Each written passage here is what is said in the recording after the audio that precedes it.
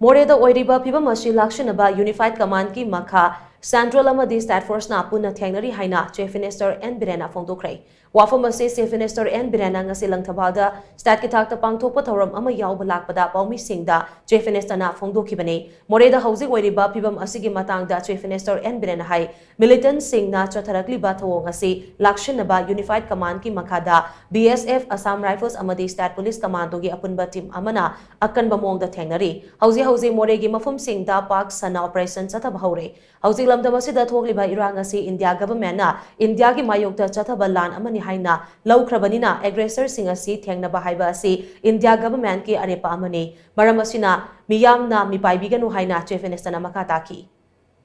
Hujik Moreh ki tawrisi joint combined unified command ki Makhada BSF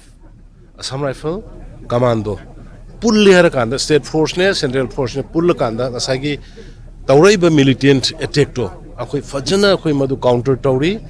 kaimta misam songningai leite police personnel kari kai so sopon yaute hoi bomb kapak pa tarak pa kholak pa khara damage property kari guma khara damage to budi yawi aduga huji phauda individual personal casualty yaudri aduna ngasai bharat sarkar na hagibodo hujik laiba war se waging war against the Union of India haiba podama lograbani madu India government na Manipur sarkar ga punna hairiba aggressor singche thengnagani haibasi yam clear ni adu Manipur ki praja mayam na madu da mi pai ningai or singna ningai leite haidanai madu clear toke